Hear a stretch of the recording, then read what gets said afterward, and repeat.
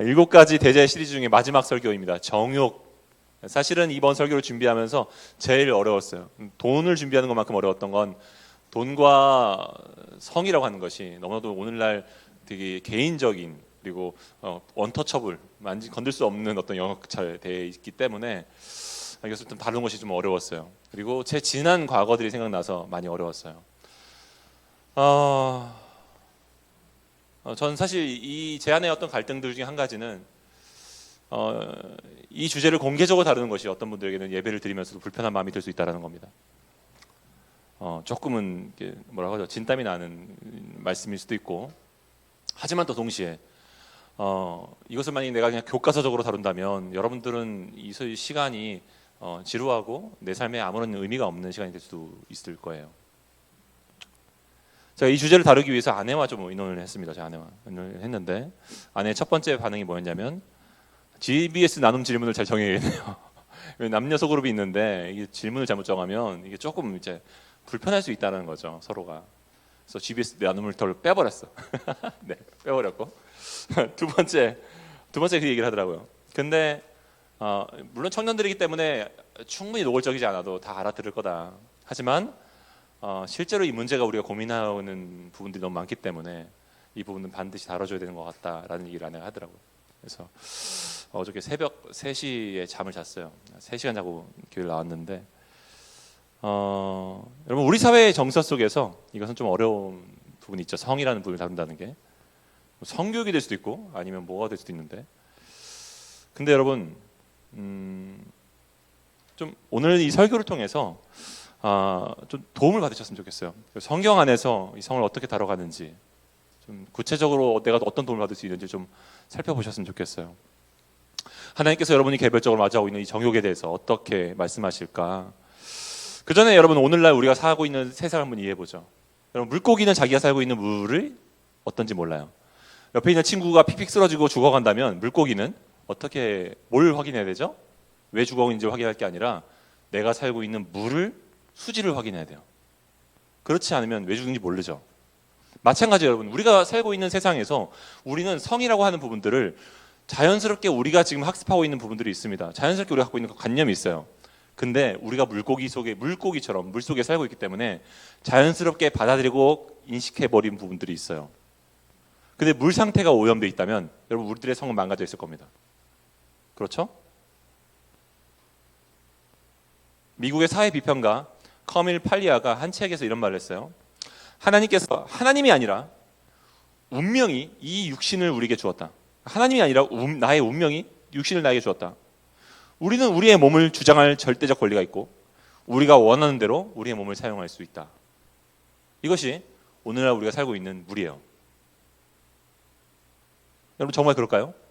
이 세속의 문화는요, 오래전 영지주의자들이 갖고 있었던 그 생각에 뿌리를 두고 있습니다. 그것은 이원론적인 유물론이에요. 뭐라고요? 이원론적인 유물론. 말이 좀 어려울 수 있는데 단순합니다. 두 가지를 보는 건데, 하나는 영적인 것은 선한 것이고, 그러니까 지적인 거, 영적인 것은 선한 것이고, 물체적인 것은, 물리적인 것은 악한 거다라고 보는 거 기준이에요.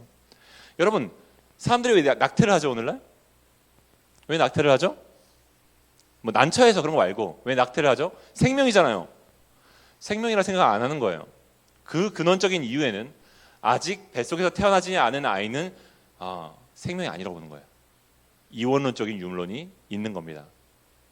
어디를 생명으로 볼 것인가, 태어난다면가 몇 개월 뱃속에 있을 땐가, 그걸 못 정하는 거죠. 그래서 아직 태어나지 않았기 때문에 우리가 양심의 가치를 받지 말자라는 거예요. 이원론적인 유물론이죠. 또 여러분, 동성애를 왜 인정하죠? 물리적인 몸은 당신의 정체성일 수 없다. 당신이 느끼고, 당신의 영혼이 느끼고, 당신의 감정이 느끼는 대로 그게 당신이다 라고 말하는 거잖아요. 물리적인 진실이 있는데 그 진실을 외면하는 거죠. 왜냐하면 영적인 것은 선한 것이고 물리적인 것은 악한 거기 때문에. 그냥 좀 평가절하하는 거죠. 이원론적인 유물론이 이 세상을 지배하고 있습니다. 여러분, 그런데 성경은 너의 몸을 경시 여기라고 하지 말고 너의 몸을 사랑하라고 말합니다. 내 이웃의 몸도 사랑하라고 말합니다. 몸을 경시 여기지 않고 영혼과 몸을 같이 중요하다고 말합니다. 자, 올리버 오도노반이 이런 말을 했습니다. 그리스도인들은 하나님의 선한 창조 세계인 자연 질서를 믿는다고 고백해야 된다. 우리는 하나님의 자연 세계가 선한 목적이 있다고 믿고 그 세계 안에서 살고 그 세계 안에서 질서가 있다고 믿어야 된다는 거죠. 우리는 자연을 소중히 여기고 자연에 편재하는 법칙을 따르며 자연과 협력해서 행동을 계획해야 된다. 그러니까 내 마음대로 사는 게 아니라 내 느낌대로 사는 게 아니라 규칙이 있고 그 선한 규칙을 신뢰하고 따라가야 된다는 거죠. 그것이 그리스도인들이에요. 하나님 만드신 규칙은 선해라고 믿고 따르는 거예요. 내 감정은 뭔가 이렇지만 이건 내가 문제일 거야 아마 라고 순종하는 거죠. 자, 오늘 우리는 다음 세 가지 주제를 살펴보기 원합니다. 첫 번째는 성은 우리의 아이디어가 아니라 하나님의 아이디어였다라는 겁니다. 성은 우리 아이디어가 아니에요. 하나님의 아이디어예요. 두 번째 주제는 그런데 성이 고립되거나 울타리를 벗어나고 있다라는 주제를 다룰 거예요. 그리고 마지막으로는 그러면 성을 어떻게 회복시켜 가야 되는가에 대한 부분을 다뤄보겠습니다. 첫 번째 주제를 살펴보기 전에요. 이런 질문을 해보죠. 여러분, 하나님께서는 왜 이노의 성을 관심 있어 하실까요? 왜 하나님께서는 충원이의 성을 관심 있어 하실까요? 왜 우리의 성을 관심 있어 하시죠? 하나님께서 우주를 다 만드시고 이제 세팅을 하셨으면 관심을 뗄 수 있는데 왜 우리의 관심을 가지실까요? 성이 우리의 창조물이 아니라 하나님의 아이디어였기 때문이에요.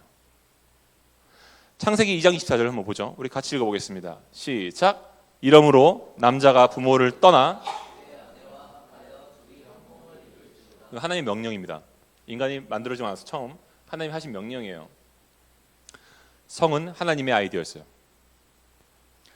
하나님은 한 사람을 먼저 지으신 다음에 그를 잠재우시고 하와를 만드시죠. 그의 몸에서 뼈를 떼가지고 굳이 둘을 만드셨어요. 하나에서 둘로 만드셨어요. 그리고 두 사람을 만나게 하셨죠. 그리고 한 몸을 이루게 하셨습니다. 한 삶을 이루게 하셨어요. 여러분, 결혼과 성은 우리가 지어낸 게 아니라 하나님의 아이디어였어요. 그러니까 하나님이 우리의 성에 관심을 가지신 이유가 너무 당연하고 우리가 하나님의 의도하신 대로라면 어떻게 되어 있는지를 좀 살펴봐야 됩니다. 그것은 창세기 2장 25절이에요. 아담과 그의 아내 두 사람이 벌거벗었는데도 부끄러워하지 아니하더다. 여러분, 나중에 결혼을 해보십시오. 여러분들의 배우자와 불 다 켜놓고 벌거벗은 채로 돌아다니지 못하실 거예요. 여러분들이 뭐 좀 이상하지 않으면. 왜냐하면 민망하실 겁니다. 부부끼리도 서로의 벌거벗은 몸을 그대로 정면으로 보기가 힘들어요. 민망해요. 나도 민망하고 서로 민망해요. 여러분, 그런데 성은 원래 벌거벗으나 서로 부끄러워하지 않아야했다라는 거죠. 부부 관계는. 근데 현실이 어떻죠? 우리 부모님들 보면 어떻죠? 가족끼리 왜 이래? 막 뽀뽀하면 맞죠? 가족끼리 왜 이래? 막 남녀 간의 관계, 우리들의 연인과의 관계 어떻죠? 커플들의 관계, 결혼한 친구들, 선배들의 관계 한번 봐보세요. 여러분, 제 친구들이 한번 예전에 이런 말을 한 적이 있어요. 저는 나는 결혼하지 않을 거야. 그래서 왜 결혼 안 해? 물어봤더니 이렇게 말하는 거죠. 내가 아는 사람은 다 만나봤는데 당신 빼고 다 결혼이 불행하대. 이렇게 말하는 거예요. 그러니까 저는 결혼 예찬론자인데 결혼을 막 권장한단 말이에요. 근데 다 결혼이 불행하다는 거 주변에서 맨날 싸우고 아내 때문에 미워 죽겠다고 하고 아내 몰래 막 친구들 만나서 술 마시고 막 그런 얘기를 하는 거예요. 아내 때문에 괴롭다고 그런 얘기를 하는 거죠, 서로. 그러니까 그렇게 불행하게 살 바에 뭐하러 결혼하냐 라고 얘기하는 거죠. 이런 상황에서 여러분 20, 30대 남녀를 대상으로 KBS에서 지난해 조사를 했는데요. 비혼 동거를 찬성한 20, 30대 청년이 몇 프로 정도 나왔을까요? 동영아, 몇 프로 나왔을 것 같아? 찍어봐 그냥. 60%. 비슷했어요. 80% 나왔어요. 네, 80%. 여러분, 제가 전에 알바를 하면서 한 직원을 만났습니다. 20대 후반 여자였어요. 근데 그 친구가 제가 사귀었다는 게 아니고 만났어요. 그냥 알게 됐어요. 근데 그 친구가 그 알바하는 곳에서 동생과 사귀고 있었어요. 남동생과. 근데 알고 보니까 둘이 동거를 하고 있었어요. 동거한 지는 1년이 넘었대요. 제가 물어봤어요. 이제 곧 30대가 됐는데 이제 29, 30 넘어갈 때인데 결혼 혹시 생각하고 있냐? 했더니 결혼을 왜 해요? 물어봤어요. 그럼 결혼 안 하고 어떻게 왜 사냐? 했더니 결혼을 생각해 보자니 이 남자친구가 같이 동거하고 있는 친구가 별로 남자처럼 안 보인대요. 듬직하지 않대요. 신뢰가 안 돼요. 안 간대요. 그럼 왜 사는 거예요, 도대체? 여러분 이러다 보니까 결혼에 준하는 생활을 이미 해봤지만 여러 번 헤어지고 반복하는 사람들이 이미 있습니다. 뉴욕 타임즈의 기사가 그래서 이런 말이 나왔어요. 순전히 성관계로만 관계를 맺어라. 그래야만 사람이 잘못된 기대를 하지 않고 아무도 상처받지 않는다.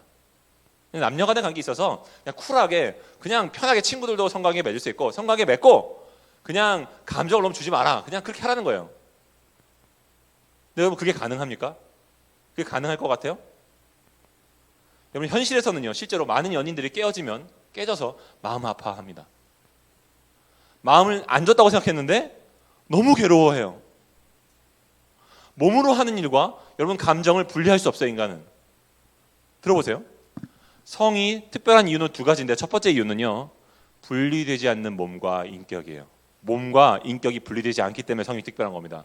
여러분 들어보세요. 제 오래전에 대학생 친구가 제 친구들 다 왜 이런지 모르겠는데 제 친구가 이런 말을 했어요.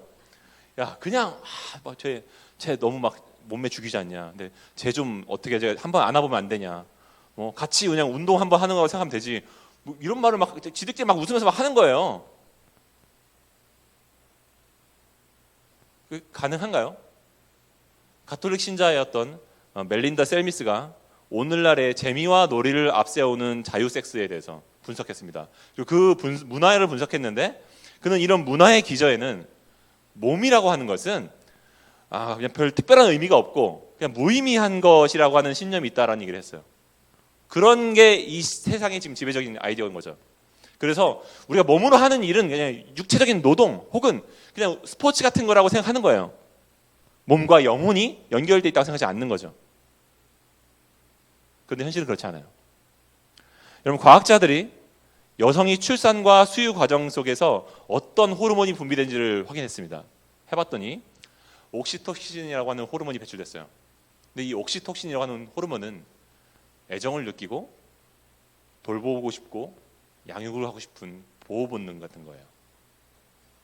근데 엄마들에서 생기는 이 옥시토신이 남자와 여자가 성관계를 맺을 때도 여성의 몸에서 생겨난대요. 그러면 물리적인 그냥 즐거움만 갖는 게 아니라 여성의 몸에서는 자연스럽게 이 사람에 대한 보호 본능과 애정과 함께 살고 싶은 마음이 일어난다는 겁니다. 가족 같은 느낌이. 여러분 그냥 몸과 영혼은 분리되어 있는 게 아니에요. 그냥 성은 그냥 놀이가 될 수 없습니다. 인간의 몸이 그래요. 그렇게 디자인됐어요.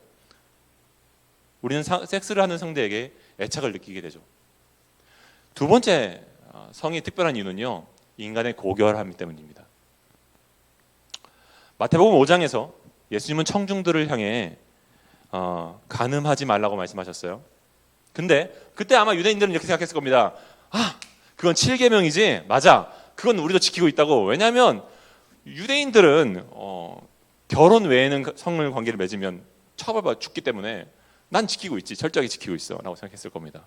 근데 예수님이 여기서 한 발짝 더 나가는 거예요. 그런데 마음으로 음욕을 품고 여자를 바라보는 자마다 간음한 자니라. 사람들이 어떤 반응이었을까요? 그게 가능해? 그럴 수 있을까? 불쾌함을 느낀 사람도 있었겠죠?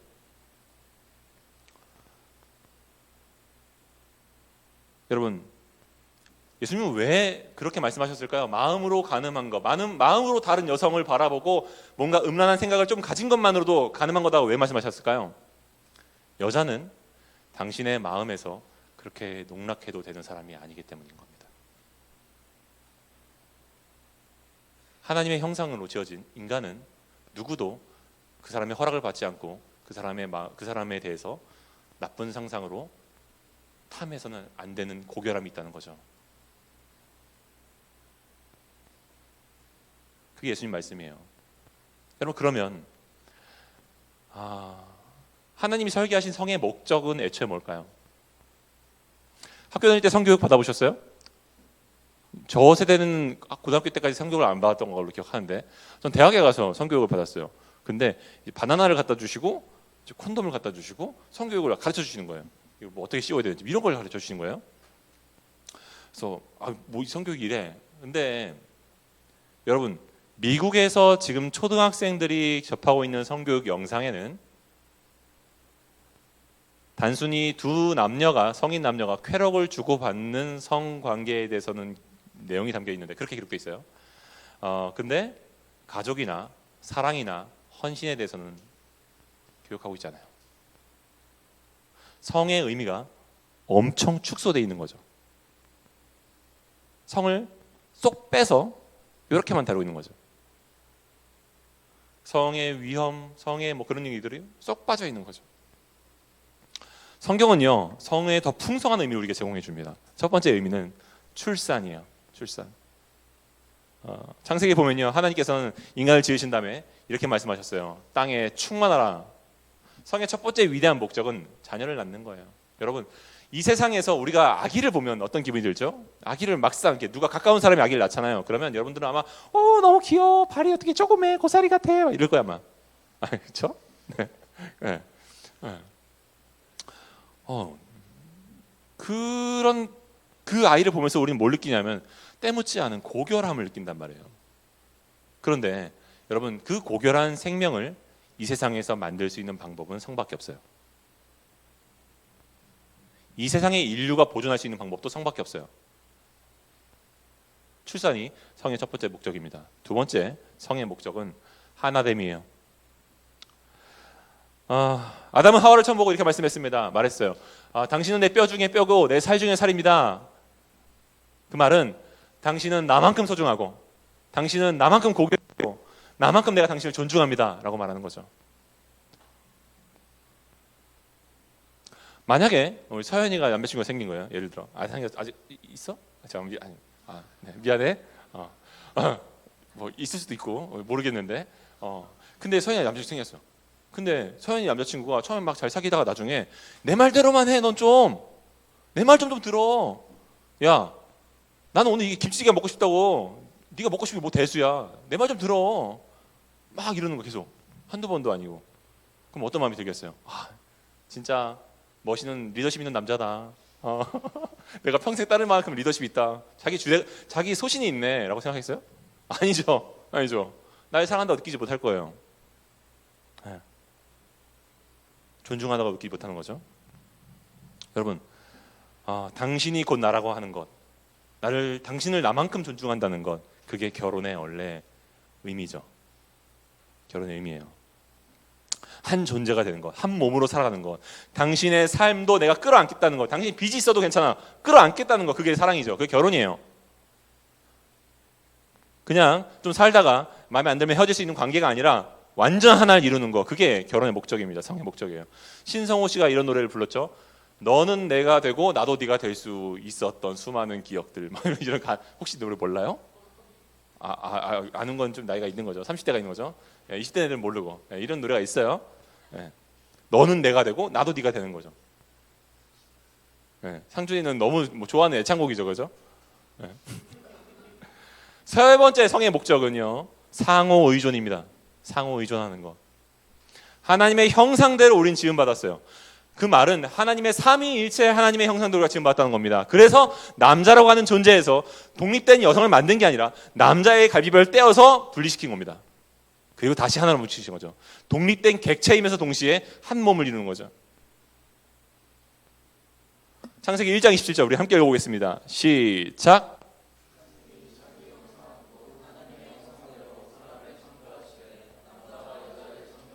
인간은 처음부터 삼위 하나님처럼 상호 의존적인 관계로 지음받았습니다. 그게 모델이에요. 우리의 모델은 사랑의 모델입니다. 여러분, 그런 관계가 우리 삶 속에서 없기 때문에, 하나님처럼 삼위일체 완전한 상호 의존 관계가 우리 인생에 실제로 없기 때문에 우리가 외로움을 느끼는 거예요. 우리가 혼자 있으면 외로움을 느끼는 거고, 우리는 계속 친구가 필요한 거고, 우리 연인이 필요하다고 느끼는 겁니다. 회사에서 불편한 한 사람이 있으면 너무 괴로운 이유가 거기에 있는 거예요. 우리는 건강한 상호 의존적인 사랑의 관계를 원하도록 태어났습니다. 현실은 그것을 경험하기 어렵죠. 며칠 전에 연세대 김진혁 교수가 강의하는 영상을 좀 봤습니다.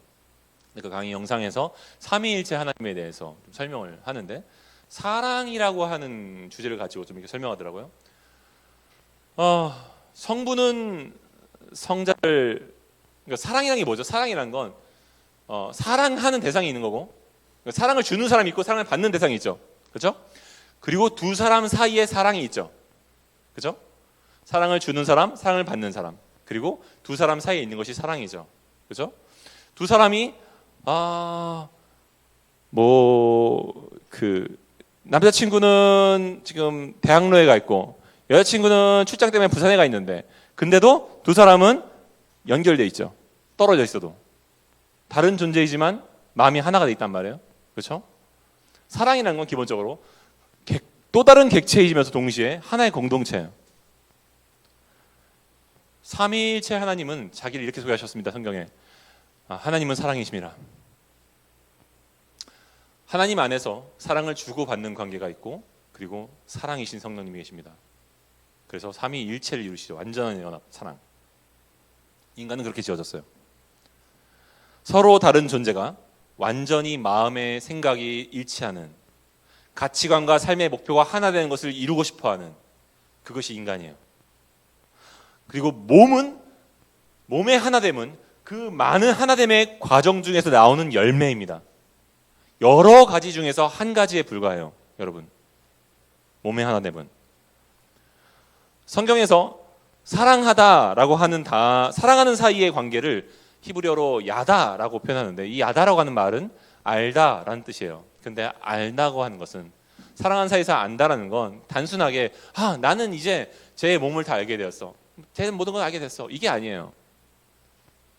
그 사람의 가치관과 아픔과 상처와 모든 삶의 다른 사람들 공개할 수 없는 것들에 대한 이해와 용납과 사랑과 긍휼과 그 모든 것을 끌어안는 마음인 거죠. 그게 야다입니다. 여러분, 이런 거에 비해서 오늘날 우리가 말하고 있는 사랑이라고 하는 연인이라는 것들이 얼마나 값싼 얼마나 축소된 의미에서 우리가 연인을 이루어갑니까? 연애를 합니까?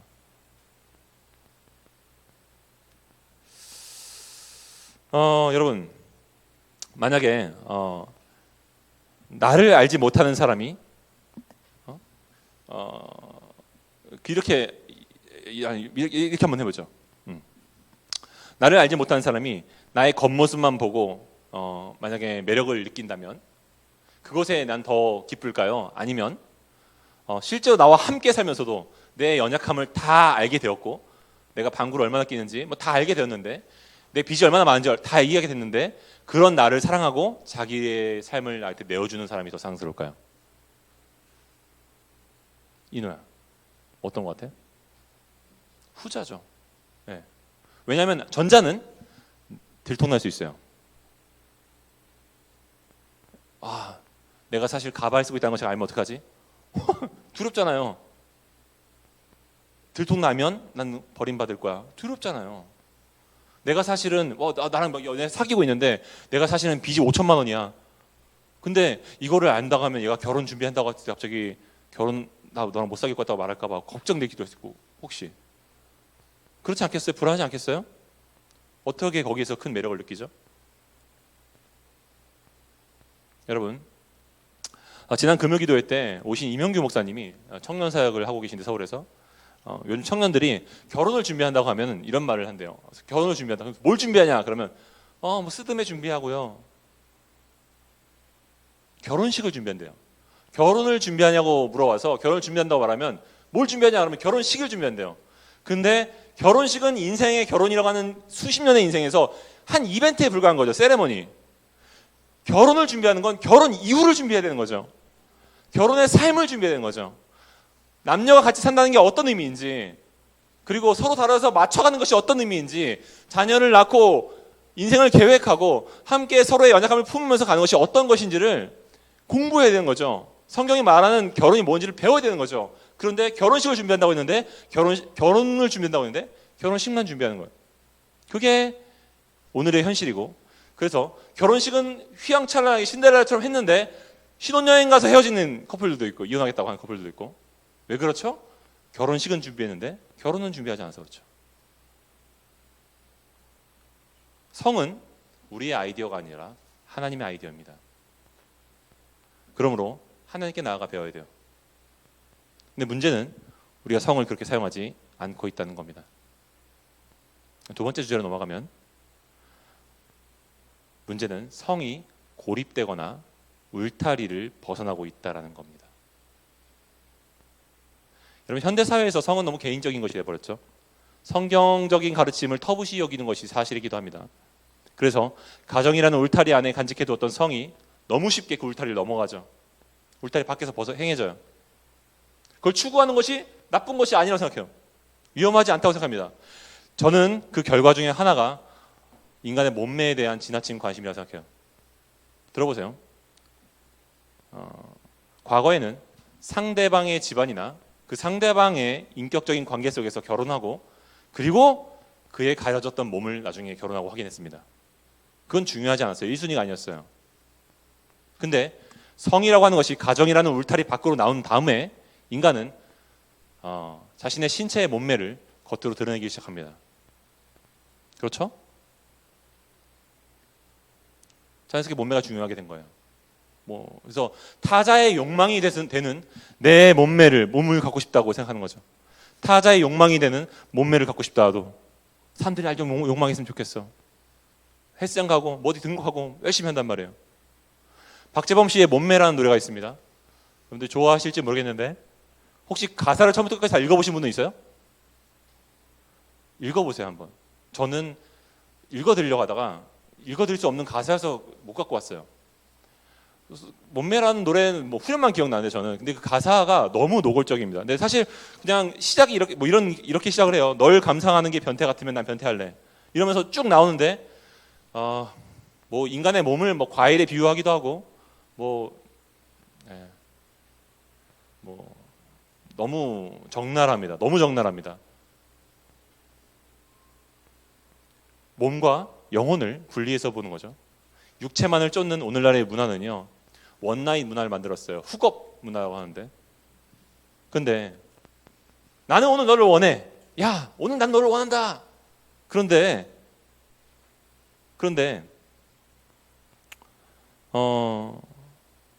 난 너의 몸을 원하지만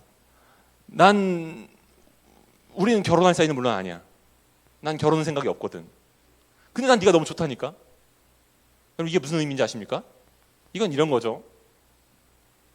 나는 네가 내 성경을 채워주기 원하지만 나는 너와 평생의 동반자로 살기를 원하지 않아. 더 깊게 들어가면 이런 말이에요. 당신 육체로 내 쾌락을 채우고 싶지만 당신을 인격체로 대하고 싶지는 않습니다. 라는 말이에요.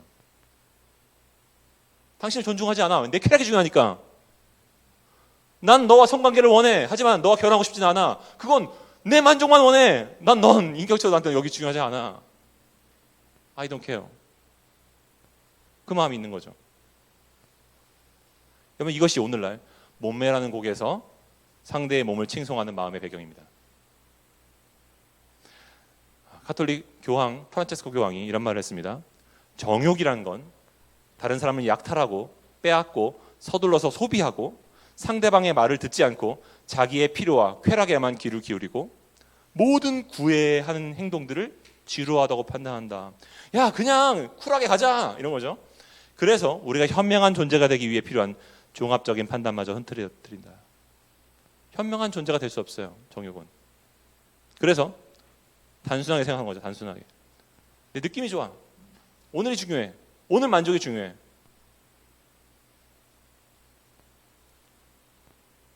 교황의 이 말에 전적으로 동의해요. 여러분, 성은 불과 같다고 표현합니다. 그래서 집안에 있는 난로에, 물론 요즘에 여러분들 집에 혹시 난로 있어요? 없죠. 네. 저 초등학교 때는 난로가 있었어요. 집에 난로가 있는데 벽걸이 난로가 있었어요. 그 벽걸이 난로에 불이라고 하는 것은 난로 속에 들어가 있으면 온 집안을 따뜻하게 합니다. 그런데 불이 밖으로 나오면 어떻게 되죠? 온 집안을 태우는 거죠. 성이라는 것은 하나님이 디자인하신 건 가정 안에 있을 때 건강해지지만 온 집안을 따뜻하게 만들지만 그것이 밖으로 나오면 초가상간을 태우는 거예요. 여러분, 울타리를 벗어나는 성도 문제인데 그와 반대로 많은 경우에 실제로 자기 안에서 이성을 해소하려고 합니다. 여러분, 섹스 후퇴란 말 들어보셨어요? 섹스 후퇴? 우리보다 앞선 문화권인 미국에서 최근에 20대 청년들이 지난 12개월 동안 섹스를 한 적이 없다라고 말한 비율이 지난 10년 사이에 2배로 늘어났대요. 그러니까 옛날에는 기하급수적으로 10대까지도 막 섹스를 했는데 지금은 반대로 2배로 줄어들고 있대요. 왜 그런가를 좀 조사를 해본 거죠. 이제는 고등학생들이 성을 경험하지 않는 방향으로 바뀌고 있대요.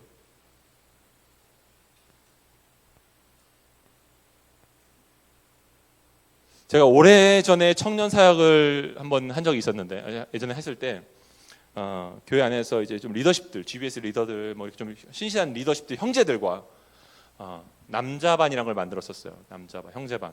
여기 형제반에서 뭘 했냐면 남자다움이 뭐냐 막 이런 것들을 좀 같이 논하고 싶었어요. 그러니까 건강한 남자, 성경이 말하는 남자가 뭔가 사무엘서를 좀 살펴보면서 다윗과 사울과 뭐 이런 걸 살펴보면서 정말 우리 안에 야망과 어떤 뭐 탐욕과 욕망과 이런 것들을 좀 살펴보기를 원했어요. 그래서 그 한 5명과 같이 남자반을 좀 했었는데 그 형제들이 다뤘던 고민과 고충 중에서 음란물이 가장 많이 나왔었어요. 교회 안에 신실한 형제들인데 그 고민이 있는 거죠. 이렇게 말했어요. 목사님, 전사님, 당시 전도사였습니다. 전사님, 정말 제가 기도하면서 끊고 싶고 정말 그런데 제가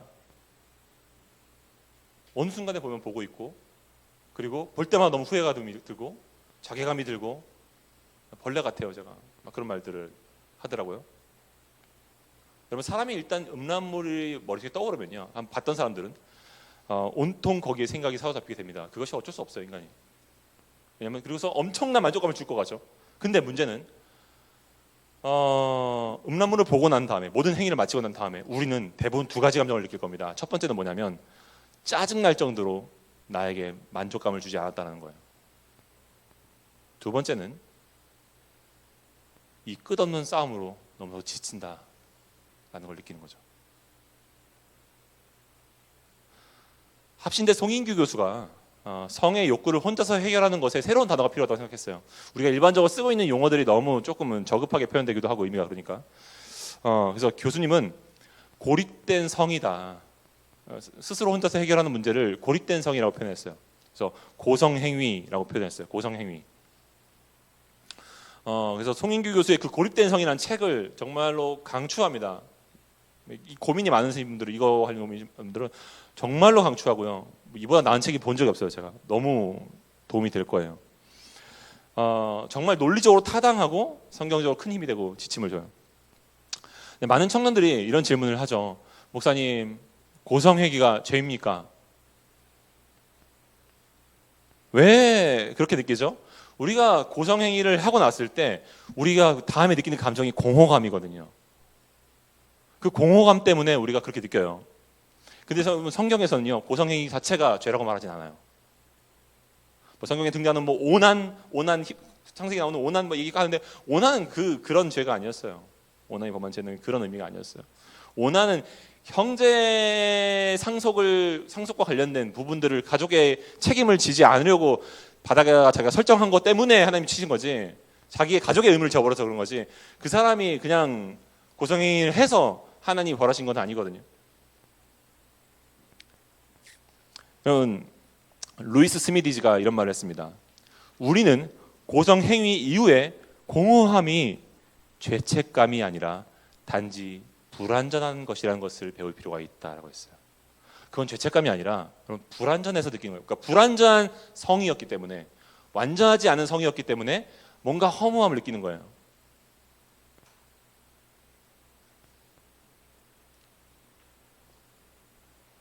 그럼 인간의 몸은요, 생리적인 욕구가 있습니다. 그리고 그 욕구가 어느 정도 차면요, 방출해야 돼요. 그건 어쩔 수 없는 인간의 몸이에요. 그게 어떻게 죄일 수 있습니까? 방출하는 것 자체가. 만약에 한번 가정을 해보십시오. 여러분이 결혼을 하셨어요. 여러분이 결혼했는데 여러분들이 장거리 출장을 가야 되는 거야. 그리고 한번 가면 뭐 거제도에 가서 2달 동안 있다 와야 돼. 근데 여러분들이 건강한 남편이라고 한다면 내가 어느 정도 욕구가 차올랐을 때는 그걸 방출해야 되잖아요. 근데 그럴 때는 아마 건강한 남편이라면 내 아내와 지난날의 밤자리들이 생각날 수 있겠죠. 그러면서 혼자서 고성행위를 할 수도 있겠죠. 그것은 죄가 될 수 없어요. 성경은 그것을 죄라고 말하지 않습니다. 그것은 건강한 거예요. 그게 아니라 오히려 다른 데 가서 갑자기 뭐 음란주점, 뭐 담란주점 찾아간다든지 그러면 이제 문제가 되는 거죠. 그건 죄죠. 오히려 고성행위가 지금 더 큰 범죄를 막는다는 거죠. 여러분, 송 교수는요, 문제는 그런 고성행위 자체에 있는 게 아니라고 말했어요. 그건 뭐냐면, 진짜 문제는 뭐냐면, 우리가 어떤 심리적인 충동을 느낄 때가 있어요. 욕구가 올라올 때가 있죠. 인간의 몸은 성인이 되면. 근데 그 심리적인 충동을 느끼는 것과 이 행위 사이에 시청각적인 자료를 놓는다는 거죠. 혹은 내가 아는 어떤 대상을 상상으로 띄운다는 거죠. 그게 죄가 됩니다. 들어보십시오. 왜냐하면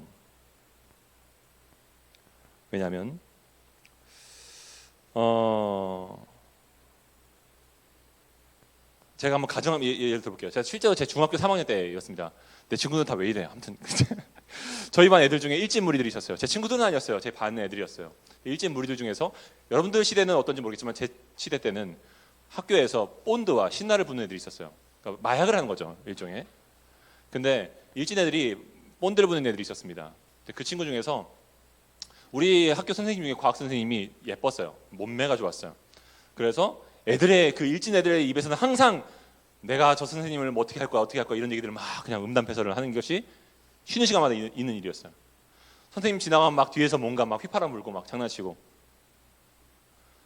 근데 제가 정말 충격이 받아서 지금도 기억나는 건 뭐냐면 한 번 쉬는 시간이 됐는데 과학 시간이 끝나고 쉬는 시간이 됐는데 애들이 막 얘기하는 거예요. 그게 무슨 얘기였냐면 야, 저 새끼 과학 선생님 보면서 수업 시간에 고성행위를 했어. 교과지에 손을 놓고. 자, 여러분, 왜 고성행위가 어떤 대상을 상상하면서 하면 죄가 될 수 있냐면 들어보십시오. 그 행위가 지금 교실에서 해서 문제가 된 것도 있고 그리고 개인적인 공간에서 하지 않아서 문제가 된 것도 있죠. 하지만 한번 생각해 보십시오. 물론 그 과학 선생님 몰랐습니다. 근데 그 과학 선생님이 그걸 알았다 봐. 알았다면 어땠을까요? 수업 시간에 내 학생이 나를 보면서 고성행위를 했다고 엄청난 수치심을 느꼈을 겁니다. 교권을 내려놓았을 거예요. 그 트라우마에 평생 불쾌함을 느끼며 살았을 겁니다. 그렇지 않겠어요? 이게 개인적인 문제가 아니죠. 여러분, 그 상대방은 내가 마음대로 내 마음속에서 율린해도 되는 그런 사람이 아니죠. 고결한 하나님의 형상이에요. 우리는 포르노를 보거나 혹은 다른 사람을 내가 아는 지인을 상상하면서 고성행위를 할 때 우리는 상대를 그냥 내 쾌락의 대상으로 생각하는 겁니다. 하나님의 형상으로 보지 않죠. 나와 같은 존재로 보지 않아요. 여러분, 한 분의 간증을 제가 읽어드릴게요. 예수님을 나의 구세주로 받아들인 직후에 그런데 아직 외설물에 대한 중독을 극복하기 전에 나는 성적으로 자극적인 매체들을 보곤 했다. 그런데 나는 몇 가지 사실을 깨달았고 이로 인해 회개의 눈물을 흘리게 되었다. 첫 번째, 나는 그 영상에 있는 여성들을 전혀 다른 각도에서 보게 되었다. 나는 그녀의 손가락수를 헤아려 보았고 눈, 코, 입, 귀를 주목하게 되었다. 나는 그녀가 나와 똑같은 인간이고 나와 똑같이 느끼는 감정을 가진 존재이며 나와 똑같이 하나님의 피조물임을 깨달았다. 나는 그런 여성들을 성적 대상물로만 보는 내내 그들을 그런 존재로 취급한 것이 얼마나 잘못되었는지를 반성했다. 내가 하나님의 피조물 가운데 하나에 대해서 건강하지 않은 정욕을 품으며 내 만족을 추구했음을 깨닫자 심한 메스꺼움을 느끼기 시작했다. 내가 이런 존재라니. 여러분, 음란물을 사용하는 게 위험한 두 가지 이유는요. 첫 번째는 음란물은요, 인간에 대한 성을 왜곡해서 우리에게 교육하고 있습니다. 실제로. 여러분, 성은 그렇게 그런 게 아니에요. 실제로 경험해 보시면 여러분들 가정을 이뤄보십시오. 성은 그렇게 작동하지 않습니다. 두 번째, 상대를 나와 같은 하나님의 형상으로 바라보지 않게 한다는 거죠. 저 사람은 배우잖아. 자기가 돈 받고 하는 거잖아. 그럼 당신은 그 돈을 주고 봤습니까? 혹시 영상을? 아니잖아요.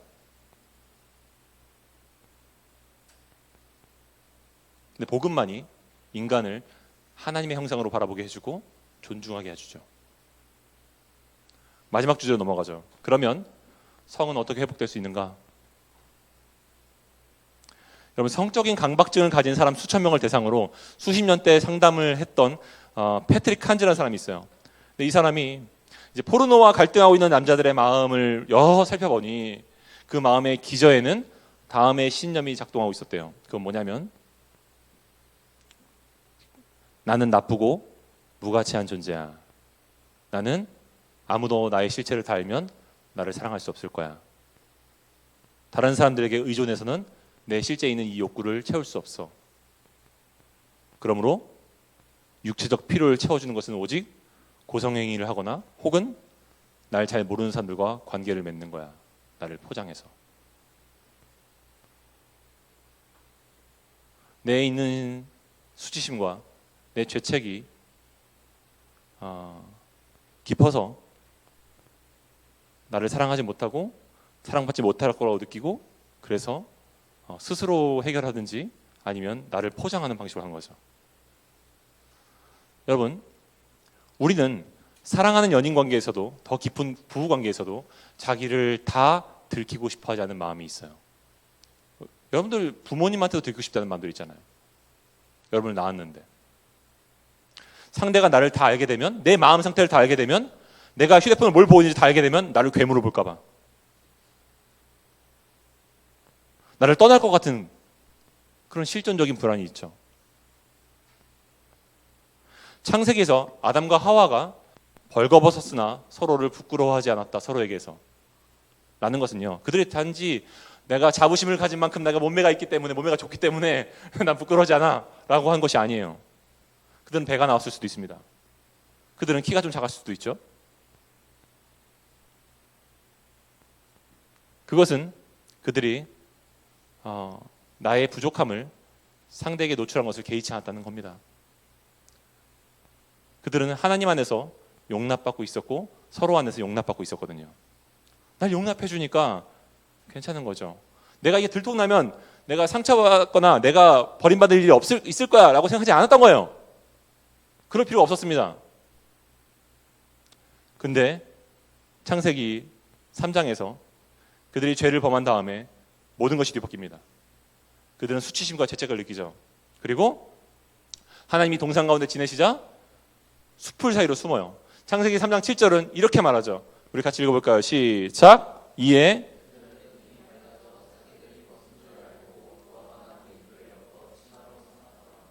그날 이후로 우리는 서로의 눈을 피하기 시작했습니다. 들킬까 봐, 신뢰할 수 없어서. 그러면서 최초의 사람들이 무화과나무를 잎을 엮어서 자기의 수치를 가린 것처럼, 여러분 오늘날에도 우리는 똑같은 방식으로 무화과나무를 잎을 엮어서 우리의 벌거벗었음을 가리고 삽니다. 마이클 존 큐직이 하나님을 탐닉하라는 책에서 이렇게 말합니다. 우리는 근원적인 수치심을 숨기기 위해서 오늘날의 무화과나무 잎을 만들어낸다. 어떤 남자들은 $4,000짜리 시계 뒤로 숨고, 어떤 남자들은 $50만 달러짜리 스포츠카 뒤로 숨는다. 어떤 사람들은 신학적 지식이나 사역, 영적으로 권위 있는 지위 뒤로 숨는다.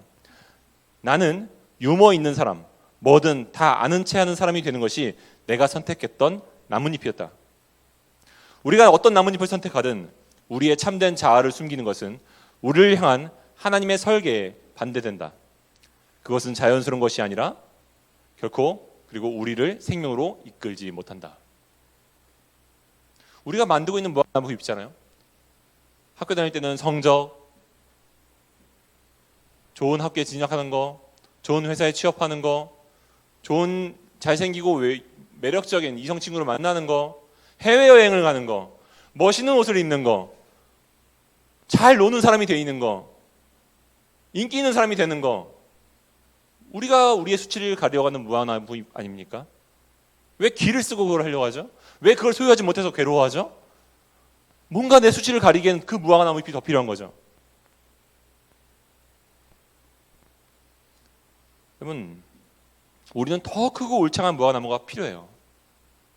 그런데 다행인 것은 우리 내면의 수치심보다, 우리 내면의 수치심의 음성보다 하나님께서 우리를 향해서 사랑의 음성이 더 강하고 크다는 겁니다. 여러분, 하나님은 그의 앞에서 범죄한 우리를 향해서 사랑을 멈추지 않으셨어요. 여러분들이 모든 것을 가렸어도 하나님은 여러분들보다 여러분들을 더 많이 보셨습니다. 그런데 여러분들을 어우 더러워, 어떻게 이럴 수 있어, 어떻게 이렇게 교회를 다니면서 뻔뻔할 수 있지, 어떻게 이렇게 더러울 수 있지, 어떻게 이렇게 더러운 생각할 수 있지 라고 생각하지 않으셨어요. 하나님은 그런 당신 때문에 죽으셨습니다. 살리려고. 그만큼 여러분들의 수치와 연약함을 끌어안고 사랑하셨다는 거예요. 그럼 이게 얼마나 중요한 사실인데요. 그럼 세상에 그런 관계가 어디 있습니까, 여러분에게? 내 허물이 들통나면 우리 부모님이 날 이해할까? 내 연인은 날 이해할까?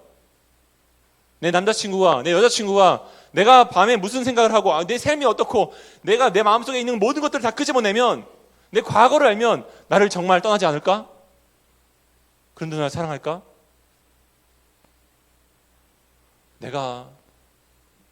우리 교회 친구들이 내 실체를 안다면 나를 지금처럼 사랑해 줄 수 있을까? 우리는 그런 실존적인 불안이 있어요. 저는 없을 것 같아요? 제가 여러분들보다 더 많은 죄를 저질러서? 아니에요. 근데도 있어요. 불안함이 있어요.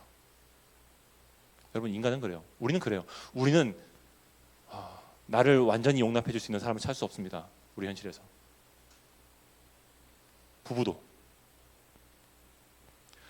제가 이 얘기를 어저께 이제 말씀을 우리 아내와 함께 나누면서 아내가 그런 말을 했어요. 맞아. 부부 사이에서도 말을 다 못하는 게 있잖아요. 부부 사이에서도 묻지 못하는 게 있어요. 저희 아내는 저한테 당신 고성행위 나 몰래 한 적 있어요? 물어본 적 한 번도 없어요. 그건 서로의 에티켓이기도 하고 좀 민망하기도 하고 그런 거죠. 여러분, 부부 사이에서도 못 물어보는 게 있어요. 저는 저희 아내가 남친을 몇 번 만났는지 물어본 적 한 번도 없어요. 여러분, 우리는 들킬까 봐 두렵기도 하고 또 알면 내가 실망할까 봐 우리는 물어보지 못합니다. 그런데 그리스도는 우리를 다 아셨는데 우리를 사랑하셨다는 거예요. 창세기 보면요, 아담과 하와가 범죄한 다음에 무화과 나뭇잎으로 자기의 수치심을 가리죠. 근데 그때 하나님께서 동물을 잡아서 죽인 다음에 그 동물의 가죽을 지어서 그들의 옷을 입혀 주시죠. 그들이 더 이상 자기의 수치를 가릴 필요가 없어요. 여러분, 예수님은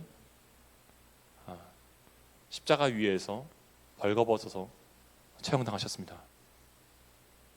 아담과 하와가 자기의 수치를 가려줬던 하나님이 그 동물을 잡았던 그 가죽 옷은 예수님이 벗은 옷을 상징하는 거예요. 하나님은 자기가 아끼는 생명을 버리면서 그들을 사랑하셨고 우리를 사랑하셨고 또 자기 가장 영원한 아들을 내어주시면까지 우리의 수치를 가려주신 겁니다. 세상에 그런 존재가 어디 있습니까? 우리가 그 존재를 믿는다고 한다면 여러분들은 수치심과 죄의 죄책의 절망에서 벗어날 수 있을 거예요. 오직 그 사랑만이 그렇게 할 수 있어요. 그래서 바울이 그 사랑을 온전히 확신한 다음에 로마서 8장에서 이렇게 말합니다. 우리 같이 읽어볼까요? 시작. 그러므로 이제 그리스도 예수 안에 있는 자에게는 결코 정죄함이 없나니 이는 그리스도 예수 안에 있는 생명의 성령의 법이 죄와 사망의 법에서 너를 해방하였습니다. 다시는 정죄함이 없나니, 닥치시는 수치심을 느낄 이유가 없나니, 왜냐하면 당신의 수치를 그리스도께서 다 가리셨기 때문이다. 우리가 그리스도 안에 있다면 우리는 그 수치심을 이겨낼 수 있습니다. 결론을 맺기 원합니다. 여러분, 이 아까 소개했던 하나님을 탐닉하라는 책의 그 존 큐직이 책의 말미에서 이런 간증을 했어요. 사실 자기의 삶은 어려서부터 너무 빨리 음란물에 노출이 되었고, 그리고 클럽을 다니고 성적으로 문란했고, 안마 시술을 다니다가 스트립 클럽을 다녔고, 성매매를 탐닉했고, 고급 율락업소에 발을 들여놓았고, 돈이 없는데도 끊을 수 없었다고. 근데 이 사람은 멀쩡한 가정이 있었거든요. 결국 존 큐직은 기독교 상담가를 만나서 상담을 하면서 자기의 문제를 발견하기 시작했고 그 과정 가운데 자기 아내에게 그 얘기를 해야 된다고 들었어요. 그래서 아내를 데리고 상담가에 가서 이야기를 했습니다. 그 얘기한 내용에 그 기록을 일기로 기록했어요. 제가 읽어드릴게요. 오늘은 내 인생에서 최악의 날이었다. 나와 아내는 나의 성적인 죄악과 간음에 관해서 상담가를 만나서 상담했다. 그렇다. 간음이다. 나는 내가 사랑하는 아내에게 파멸을 가져다 주었다. 아내는 멍한 상태였다. 엄청난 충격을 받았다. 나는 그녀의 영혼의 손과 발을 잘라버렸고 그녀의 마음의 가장 연약한 부분에 상처를 주었다. 그녀의 신뢰를 짓밟았고 내가 결혼식 때 한 서약을 조롱했다. 나는 도대체가 속수무책이다. 나는 무력감을 느낀다. 나는 무방비 상태다. 아내의 삶에 지극히 작은 기쁨조차 줄 수가 없다. 나 자신의 삶을 바꾸거나 치유하거나 뒤집을 수가 없다. 약속은 공허해져 버렸다. 나도 공허하다. 이 상황을 돌려놓을 수가 없다. 나를 고칠 수가 없다. 복음이 필요하다. 하나님 제게 자비를 베푸소서. 그는 그렇게 일기를 마무리했어요.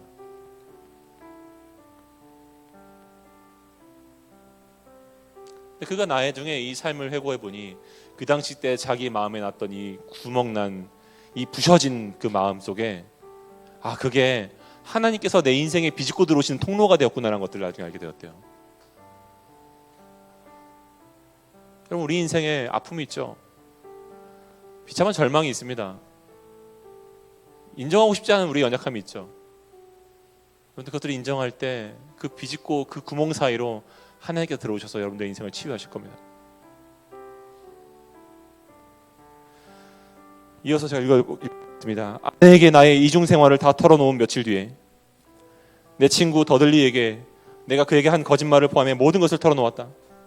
힘든 대화의 마지막에 그는 말했다. 마이클, 너는 한 번뿐인 삶을 살아가야 되는 한 명의 사람인데 문제는 네가 여러 명의 다른 사람들의 인생을 살아왔다는 거지. 하나님도 원하시고 나도 원하는 것은 네가 내 친구인 네가 온전한 사람이 되는 거야. 하나님도 원하시고 나도 원하는 건 내 친구인 네가 온전한 사람이 되는 거야 라고 했다.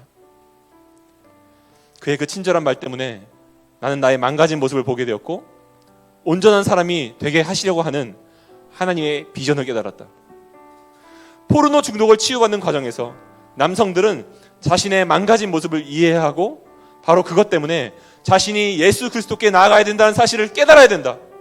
우리의 망가진 모습은 하나님의 은혜를 받아들이는데 유일무이한 요구 조건이기 때문이다.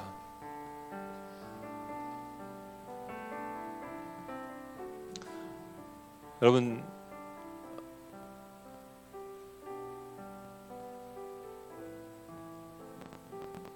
마무리하기 전에 한 가지 여러분들에게 좀 도움을 좀 드리기 원합니다. 그건 여러분 이 문제가 단번에 해결되지 않을 거라는 겁니다.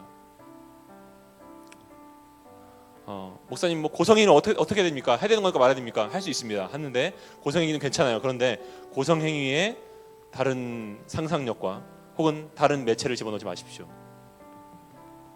여러분들 욕구와 행위의 사이에 뭔가를 넣지 마십시오. 그거는 여러분들 결혼하기 전까지 건강하게 사용하실 수 있는 하나님의 도구예요. 그리고 기본적으로 여러분들 경건훈련과 사역으로 에너지를 승화시키십시오. 자기의 그 에너지를 하나님을 섬기는데 또 경건훈련하는데 힘 써보십시오. 그리고 웬만하면 고성행위를 피해보려고 좀 노력도 해보십시오. 하지만 내가 그러다가 넘어져서 또 고성행위를 한다면 죄책하지 마십시오. 죄의식을 느끼지 말고 경건에 이르도록 힘써보십시오. 그리고 제가 아까 만들었던 그런 모임처럼 다른 이들과 함께 좀 마음을 정말 진솔하게 나눌 수 있는 형제들, 자매들과 함께 정기적으로 만나서 나눔을 하십시오. 실질적인 고민들을 나누고 서로 경책하고 격려하십시오. 그것이 좀 도움이 될 거예요. 여러분, 정욕은 내 만족을 위해서 상대방을 이용하는 겁니다. 우리는 사실 그렇게 살고 있잖아요. 근데 여러분 멀리 떨어져 보십시오. 얼마나 그것이 추악한 겁니까? 근데 여러분 우리가 잘 생각해 보면요, 우리도 그렇게 살고 싶지 않잖아요. 왜 그렇게 살고 있냐면 우리 안에 내 모습 그대로 내가 다 드러나면 나를 사랑해 줄 수 있는 사람은 아무도 없을 거라는 생각이 우리에게 있습니다. 누가 날 받아줄까요? 누가 날 사랑해줄까요? 누가 날 이해해줄 수 있을까요? 그 상한 수치심과 죄책이 하나님 안에서 영원토록 사랑받고 있다라는 그 사랑의 파도 안에 잠길 때 여러분들은 아담과 하와의 이전의 모습으로 돌아가서 굴절된 방식으로 사랑을 하는 것이 아니라 건강한 방식으로 사랑할 수 있는 용기를 얻을 수 있을 거예요. 여러분, 하나님이 당신을 그렇게 사랑하십니다. 이 시간 우리 잠깐 기도했으면 좋겠는데요. 이렇게 기도했으면 좋겠어요. 하나님, 제 안에 왜곡된 사랑을 할 수밖에 없었던 수치심과 절망이 있습니다. 하나님, 왜 이렇게 이기적인지요? 왜 이렇게 탐욕적인지요?